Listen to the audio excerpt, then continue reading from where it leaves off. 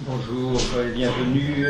Merci d'être venu jusqu'ici. Si je peux m'exprimer ainsi, et merci au Musée de l'Armée d'accueillir Iconos France et le colloque d'aujourd'hui. Je vais vous présenter brièvement, mais vous le connaissez tous, enfin ça fait toujours plaisir de refaire une visite de cet édifice, l'Hôtel des Invalides. Pour les gens, il y a eu un petit problème de police, alors ça ne sera pas tout à fait aussi précis et ajusté que je l'aurais suivi. Merci de m'en excuser. L'Hôtel des Invalides a une histoire qui, en fait, on croit toujours que c'est une œuvre de Louis XIV, pas du tout. C'est une histoire qui commence dès le Moyen-Âge, puisque lorsque les rois de France avaient décidé la création d'armées de métier, évidemment, ça entraînait la nécessité de prendre en charge les soldats blessés, malades, ou tout simplement trop âgés. D'où la nécessité de cette question d'hébergement qui n'a pas trouvé de solution, sauf au hasard des communautés ecclésiastiques qui, pour les meilleurs, étaient destinées à accueillir ces soldats. Mais alors il y a eu des problèmes, évidemment, problèmes de voisinage. On peut l'imaginer, cohabitation incommode, problèmes de mendicité, de rapine, enfin tapage, bref. Henri IV en 1595, Louis XIII en 1633 sont tous restés sur un échec. C'est Louis XIV et Louvois qui enfin trouvent la solution avec cet édit royal de 1670 qui crée l'hôtel royal des Invalides. L'hôtel est financé en partie par le Trésor et puis par les établissements ecclésiastiques qui trouvaient par là une économie à la charge qui leur a été précédemment imposée. Le lieu qui est choisi, c'est la plaine de Grenelle, c'est-à-dire hors les murs, pour des raisons qu'on comprend aisément, hors des murs et hors de la ville, pour des questions de sécurité publique. Et en fait, la question de la grande générosité que représentent les Invalides, c'est d'abord une question de sécurité publique. Le programme, c'est ni une caserne, ni un monastère, ni un hôpital, mais c'est les trois à la fois.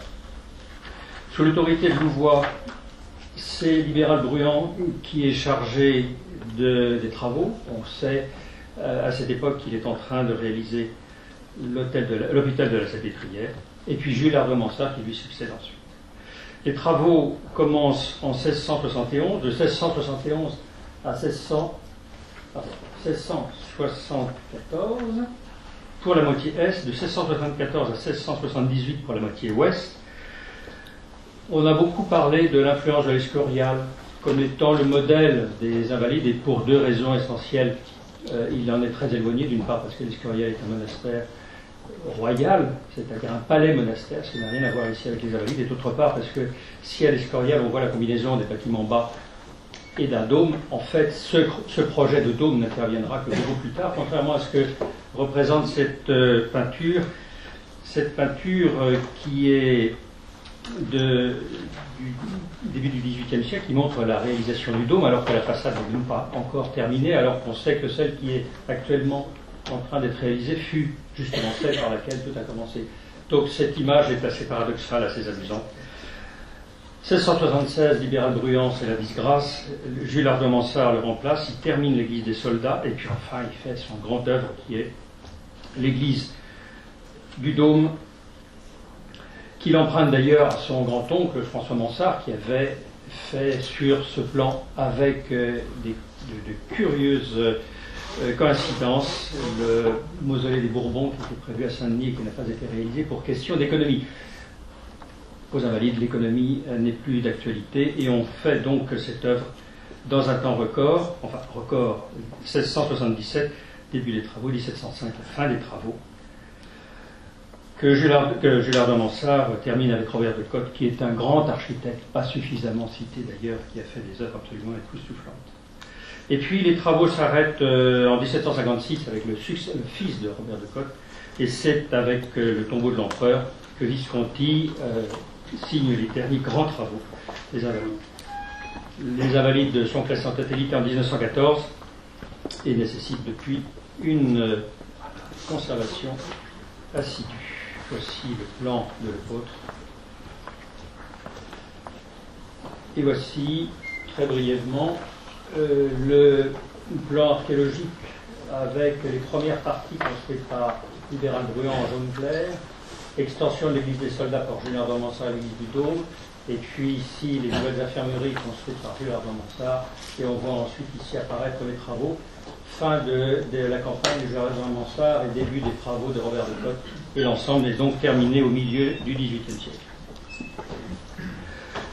Depuis sa création, l'hôtel a nécessité des travaux d'entretien permanents, et tout spécialement depuis le classement parmi les monuments historiques en 1914, et plus récemment, il y a 25 ans, que le ministère de la Culture et le ministère de la Défense associaient leurs efforts sous la maîtrise d'ouvrage de la culture pour assurer les travaux de grosses réparations avec, en complément en quelque sorte, et avec l'appui logistique des services du génie. On citera évidemment pour mémoire des grands anciens comme Jean-Pierre Paquet, Bertrand Monet, Jean-Claude Rochette et le regretté Jacques Lavedan, parmi ceux qui ont inscrit dans leurs efforts patients de ce travail de conservation. Parmi les travaux qui ont été menés depuis plus de 70 ans, on va citer évidemment la spectaculaire dorure du Dôme en 1989 par Jean-Claude Rochette,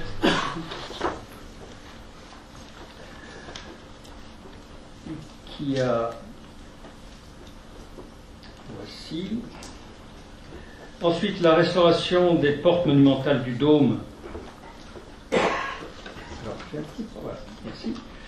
La restauration des portes monumentales du Dôme en 2007-2008. Ces portes n'avaient jamais été déplacées, elles étaient légèrement tassées, mais le problème du tassement provoquait des dégâts au niveau du sol de marqueterie de marbre dont je vais vous parler tout à l'heure, ce qui a nécessité leur dépose, leur redressement en atelier.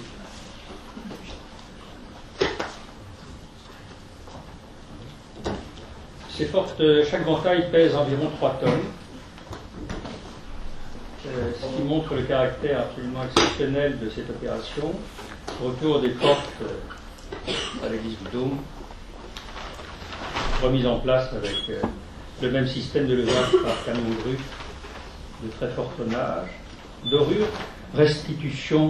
restauration de la dorure qui existait à l'intérieur et dont les textes précisaient qu'elle existait également à l'extérieur, chose qui est tout à fait originale. Rares sont les cas de figure où les grandes portes monumentales sont dorées aussi à l'extérieur.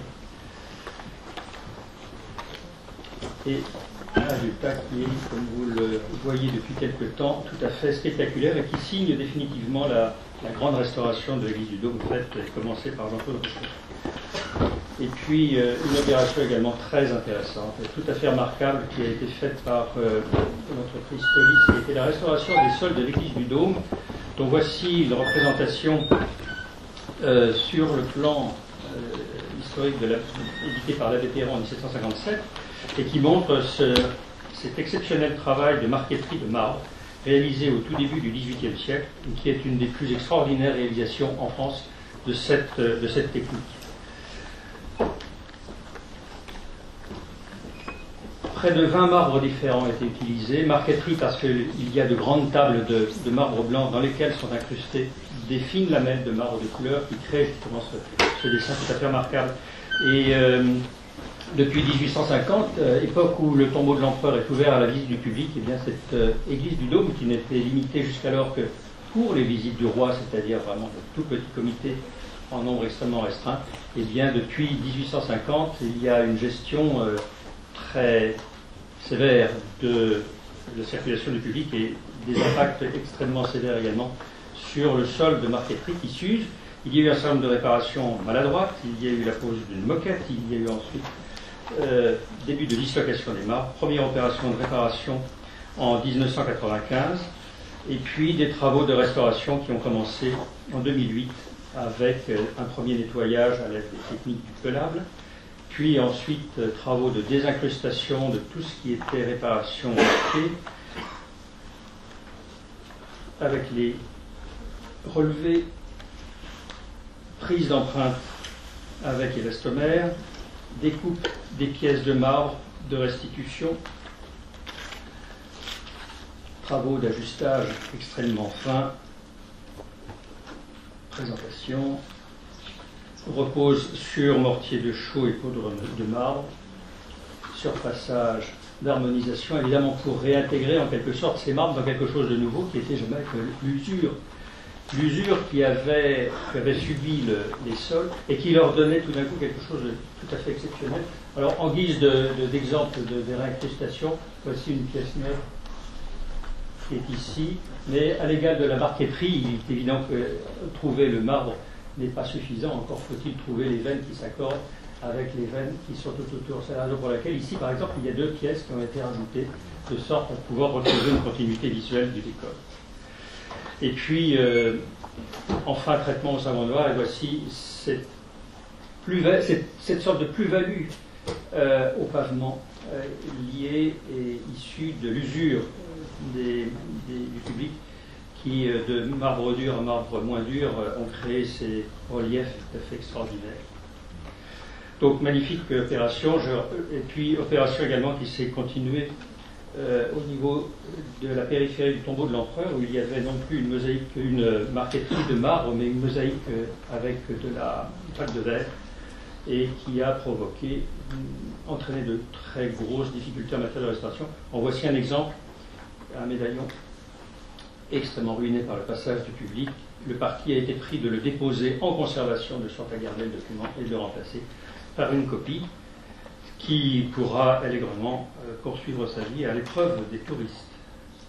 Enfin, dernière opération qui se termine, 1996-2011, et vous pouvez mesurer la durée par laquelle cette opération a été obligée de passer. Restauration des lucarnes de la cour d'honneur. La cour d'honneur est d'une extraordinaire sobriété en matière architecturale, et seules les lucarnes sont le siège du décor tout à fait extraordinaire. 60 lucarnes, 60 modèles différents, construites en pierre douce de Saint-Leu, donc très très vulnérables, très affectées par les problèmes d'usure, évidemment, et aussi par un certain nombre de réparations maladroites qui ont été réalisées au ciment, dont on voit quelques exemples ici, et qui ont provoqué une accélération du recul de la pierre par rapport à sa surface normale. Opération de restauration qui a mobilisé des techniques de restitution à l'aide de maquettes, de greffe de pierre,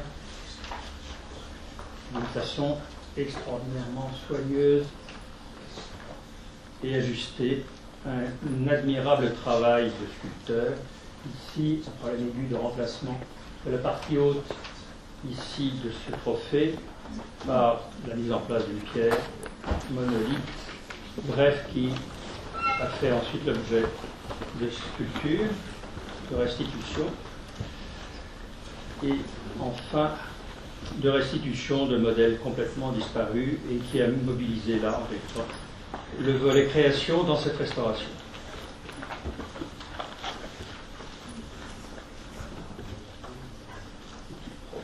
Voilà. J'arrive à, si je peux m'exprimer ainsi, j'arrive à la cour d'honneur qui fait l'objet aujourd'hui d'un important et très ambitieux programme de restauration. La cour d'honneur, c'est l'œuvre de Libéral Bruand dès 1671. C'est un plan qui est rectangulaire, contrairement à ce qu'on pense. 64 mètres par 103, c'est le nombre d'or, avec 4 pavillons d'angle, 4 avant-corps sur les axes, une élévation, comme on voit ici, l'élévation des Invalides à 4 niveaux, ici, se transforme en une élévation à 2 niveaux, avec arcade plein cintre ouverte sur la cour d'honneur, séparée par des corniches et des bandeaux extrêmement saillants.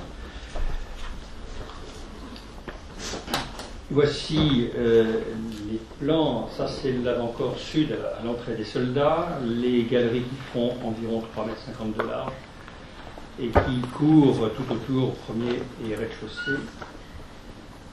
Le principe constructif est un système d'élévation en grand appareil à l'extérieur, moellon enduit à l'intérieur étant les galeries,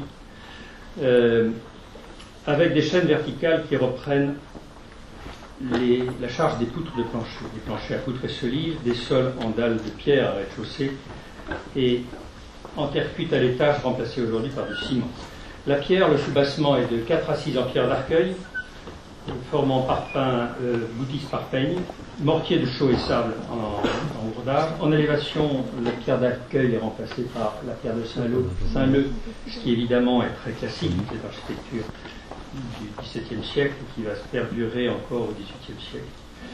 Et à l'intérieur des galeries, on le verra tout à l'heure, moellon enduit et enduit de plâtre. Les altérations se regroupent en quelques familles faciles à identifier. Les altérations des parements avec les bandeaux, les modillons tels qu'on les voit ici, les balustrades avec leurs mains courantes par-dessus, et puis des altérations de parements qui sont des altérations évidemment qu'on en connaît bien, avec les problèmes d'altération saline, des soubassements particulièrement exposés. Il faut savoir que la cour d'honneur n'était pas pavée à l'origine, elle était recouverte de tout venant, recouverte de sable, et que évidemment à l'occasion des grandes manœuvres avec la cavalerie, il est évident qu'il y a eu certainement une saturation par un certain nombre de phénomènes d'éjection des animaux, qui a ensuite chargé les sols et pu assurer des remontées capillaires accentuées par la mise en place des pavés tardivement, c'est-à-dire à la fin du XIXe siècle. Problème d'armature métallique, il y a beaucoup d'éléments de renfort d'armature métallique qui évidemment se corrodent et provoquent l'éclatement des pierres, et puis qui entraînent aussi des conséquences au niveau structurel. Alors une première étude préalable a effectué le bilan sanitaire en 1996. Voici façade par façade les relevés qui ont été faits.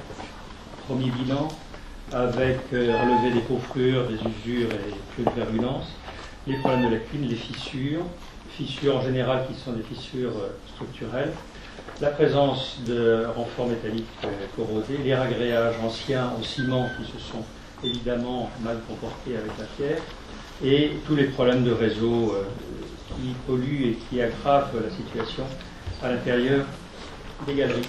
Voici d'autres vues des planches analytiques préalables, où on voit très bien ici toute la présence des ragréages avec le mortier très hydraulique qui a provoqué une accélération des phénomènes d'altération.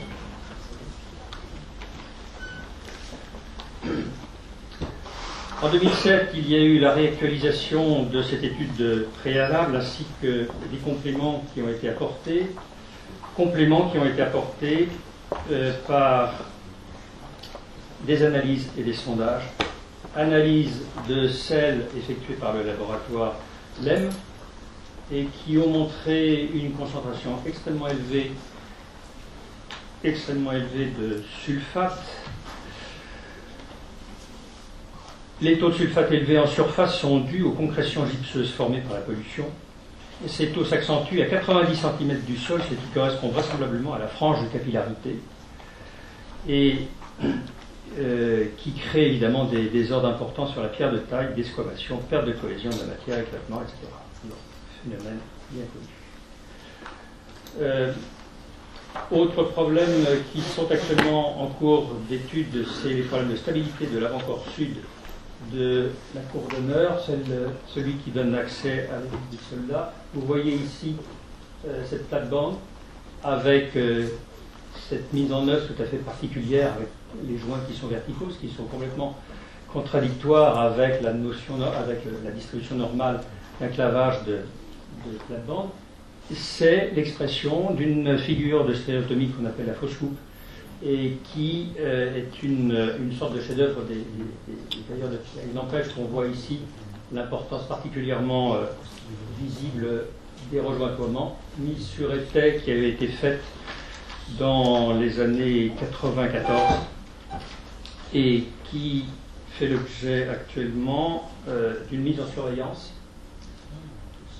Mise en surveillance pour essayer de comprendre les phénomènes de stabilité qui sont actuellement en recherche de la présence d'armatures métalliques qui viennent armer cette plate-bande, bien entendu, pour s'opposer à la poussée au vide des plates-bandes d'extrémité. Et voici toute la présence des armatures métalliques qui peuvent justifier des désordres en matière de stabilité. mise en surveillance avec la technique bien connue des cordes optiques et qui fait l'objet actuellement d'observation et d'enregistrement. Alors, j'en termine rapidement avec une présentation des galeries qui entourent la cour d'honneur au rez-de-chaussée et à l'étage.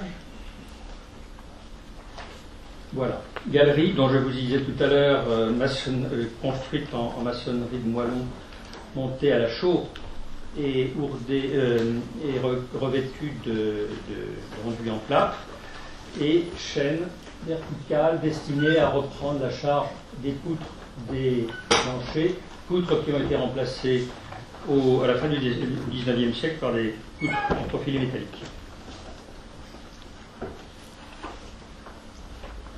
Voici les analyses qui ont été effectuées sur ces galeries, avec pour objectif d'identifier la présence de différentes campagnes d'enduits. Les enduits sont en plâtre gros, et ainsi que recherche de techniques en matière de nettoyage et de consolidation, puisque certaines parties d'enduits sont décollées. Alors, j'en termine rapidement.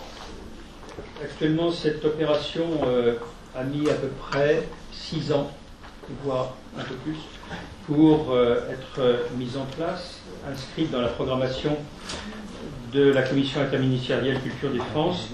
On ose espérer un début de travaux à partir du début de l'année prochaine, et ces travaux vont se répartir en 4 campagnes de 18 mois chacune, en essayant de tenir le calendrier très serré, ce qui veut dire un investissement extrêmement long dans la cour d'honneur, et dans la programmation des travaux, très brièvement évidemment, le dessalement des pierres, notamment au niveau des soubassements, remplacement des pierres, notamment les pierres de protection, et puis les pierres de socle qui assurent également une barrière anti-remontée capillaire, la passivation des fers, ça va de soi, tout ce qui est les problèmes de drainage extérieur, la restauration des sols intérieurs, la conservation et le remplacement des enduits lorsqu'on ne pourra pas les conserver et les nettoyer, et puis la restauration, plafond, plancher, etc. Donc voici l'opération qui est actuellement programmée. Ce que vous voyez actuellement en place, ce sont les échafaudages de la dernière campagne de restauration des 60 lucarnes de la cour d'honneur, dont on espère pouvoir voir le bout vraisemblablement au début de l'année prochaine. Merci de votre attention et bonne journée.